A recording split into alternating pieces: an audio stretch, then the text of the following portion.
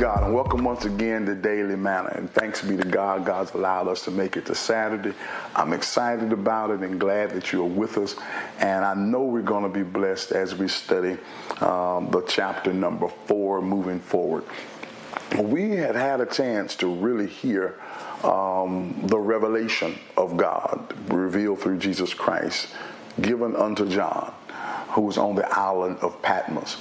And while he was there, remember he heard a voice from behind him that he turned around to see the voice. I've always liked, still love that phrase. And had a chance to hear about different churches, the churches of which we've had an opportunity to thoroughly review, the churches of Ephesus, if I'm not mistaken, and then went on to the church of Smyrna, and then went to the church of Pergamum, then the church of Thyatira, and then went to the church of Sardis, and then went to the church also of Philadelphia, ended with the church of Laodicea. Had a chance to review all of these churches and had a chance to hear an interesting paradigm in the first 5. And those first 5 churches had everything to do with something that they were doing good, and then he shifted to that which was the offense or that which he had against them, the ought, and then gave a recommendation for how it could be fixed and asked them to do so. Got to the church of Philadelphia, if you remember, and everything about the church of Philadelphia was positive. That was a word of encouragement for them to continue to hold fast to where they were. Then went to the church of Laodicea, and everything with Laodicea was negative. There was not a positive anywhere. There was a negative. He challenged them because they were neither hot nor cold. He wanted to therefore spew or spit them out of his mouth. Consequently, he challenges them to make up their minds. You got to choose either be hot or cold.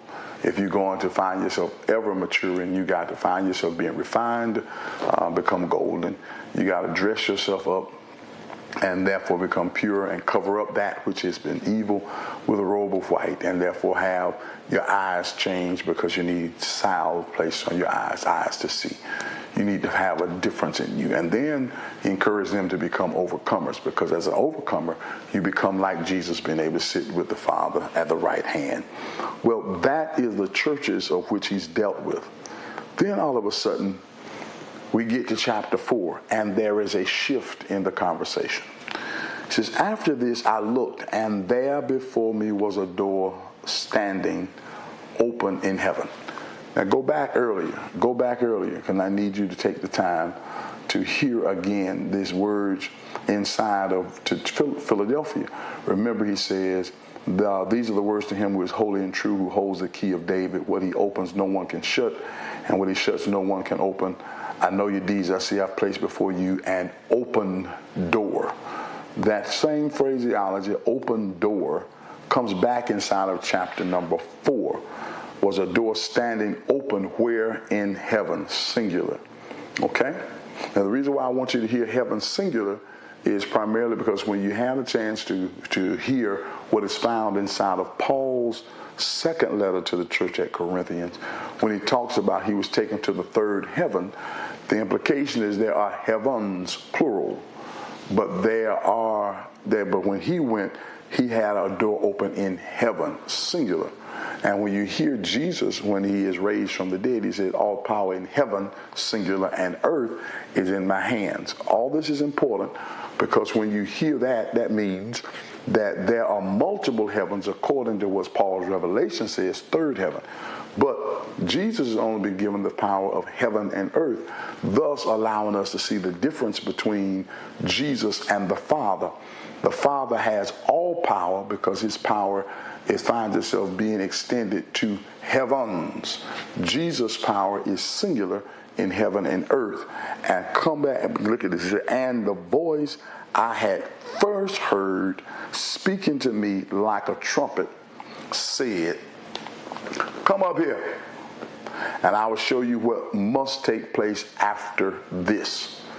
In essence, I want your eyes to be open to behold what is to come beyond the conversation I've had given you regarding the 7 churches. I've told you about the 7 churches. I've given you words of instruction and encouragement for them. But now I need you to see what's going to happen after this. At once I saw, I was in the Spirit, and there before me was a throne in heaven with someone sitting on it. And the one who sat there had the appearance of jasper and carnelian. A rainbow resembling an emerald encircled the throne. Surrounding the throne were 24 other thrones, and seated on them were 24 elders. Wow. They were dressed in white and had crowns of gold on their head. From the throne came flashes of lightning, rumblings, and peals of thunder. Before the throne, 7 lamps were blazing. These are the 7 spirits of God. Also, before the throne, there was what looked like a sea of glass, clear as crystal. In the center around the throne were 4 living creatures. They were covered with eyes in front and in back. Hear that again. In the center around the throne were 4 living creatures, and they were covered with eyes in front and in back. Interestingly enough, I want us to because this is a major digestion, because it's a matter of us having a chance to see the holies of holies throne, the throne of God, and the place where God resides, seated. The appearance of him is amazing as he gives the description of how he saw the divine, featured in what might be considered to be jasper and carnelian, and with a rainbow resembling an emerald encircled around the throne. That's powerful. But around him, around that same spot, was 24 chairs and 24 places of people were sitting. And these places represented places of 24 elders. And they found themselves with crowns, and while they were dressed in white. And from where they were, there were these flashing lights, blazing. And ultimately, these represented the 7 spirits. And ultimately, when you see that and hear that, it allows you to just hear the grandeur of what that place looked like. Strangely enough, when Paul had a chance to go to the third heaven, he was not permitted to tell what he saw. John, the revelator, John, is given permission to tell what he saw. Peter couldn't, John could. The interesting thing about that is that John does not get something to keep him humble. Paul gets something that keeps him humble. He gets a thorn in the flesh, a messenger of Satan to buffet him. John doesn't. But both of them receive heavenly visions. Ooh, Lord have mercy. They both got heavenly visions. And the visions were about things that are and that are to come. And imagine you being able to see what heaven looked like, what the throne room of God looked like, and to hear that there were beasts that had eyes wrapped around their heads, eyes in front and back, in essence seeing everything, knowing everything, observing all things, which means that they were able to behold in every corner, every crevice, that which was going on, eyes around them, seeing all things. And that means when we find ourselves trying to do something in secret, hey, what we're being able to hear is that God knows. The eyes of the Lord are in every place. The eyes of the Lord are in every place. And these places in which this wonderful throne room was all in honor of God, and were all persons who were giving sacrifice, humility, and honor to God. And God was being glorified. El Shaddai, the great I am, being glorified in a great exalted place, high and being lifted up. train filling the temple. He is being glorified. He is being magnified. And yet this God, this amazing God that has persons who already worship him, who already honored him, considered it necessary to create humanity and to come amongst humanity to find out if humanity would love him and honor him based upon who God was and who God is in their lives without being forced to. Could they follow him without being made to give them the right to choose God or to discard God? Humanity was given the choice. And ultimately, children of God, so many times we have missed the mark. The creatures that sit around the throne of God can't help it. That's the assignment. They are in a place where they are always honoring the great I am. And you and I have been given a choice to honor him. They made to honor him, made to glorify him, made to see for him, made to allow him to behold. We have been given the opportunity to choose him. And how often do we mess up because we don't choose him? We choose everything but him.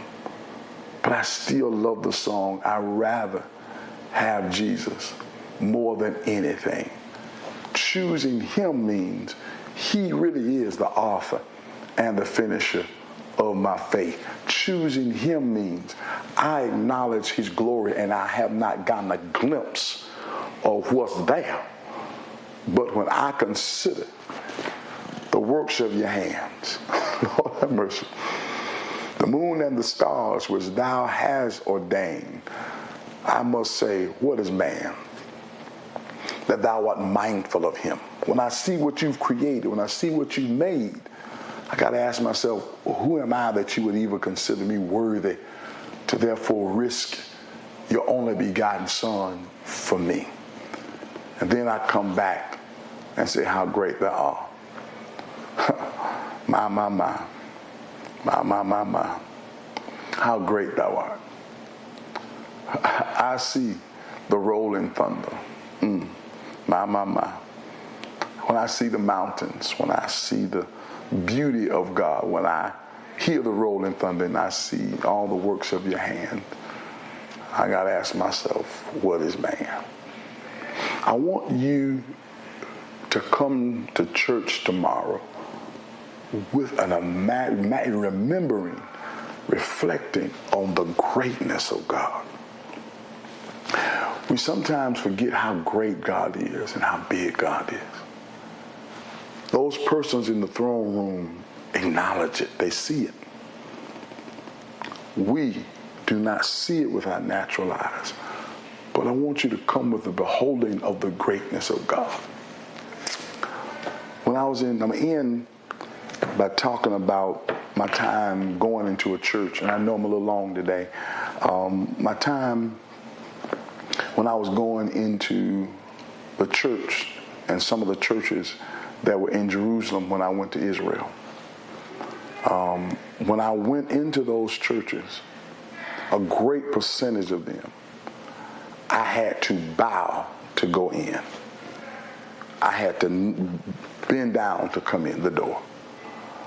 And I wondered initially, why was that? Until I understood that the buildings were designed, that I had to humble myself. I had to bend over. I couldn't walk in straight up. I had to bend down to walk in. I had to humble myself walking in to acknowledge by behavior and body the amazement and the awesomeness of God. If we could ever allow ourselves to be humbled before him, coming into his presence, acknowledging who he is, then we would really have a different form of worship. The oddness of God, the awesomeness of God, the majesty of God, if we could ever be able to envelop it, it would change who we are and how we function. And if we could take that away from church and live it out within our community, our interaction with one another would be different. Oh my God. If we could just get to that place where we recognize that the hymn writer was correct when he wrote these lyrics and these words. O Lord, my God, when I in awesome wonder consider all the worlds thy hand hath made, I see the stars, I hear the rolling thunder, thy power throughout the universe displays. And when I think that God, his son not sparing, sent him to die, I scarce can take it in that on the cross my burden gladly bearing, he bled and died to take my sins away. When Christ shall come with shout of acclamation and take me home, with joy shall fill my heart, then I shall bow in humble adoration and then proclaim, my God, how great thou art. How great thou art. How great thou art. I want us to go through this day remembering the awesomeness, the majesty, and the awesomeness of who God is. Bring it to church tomorrow. And let's see how the Lord blesses us. I'm over my time. I'm out of time. And I look forward to seeing you tomorrow. Church is 9:30. I look forward to you being there on the east side. It starts at 10 o'clock. Know that I love you. Thank you for your time. And God bless.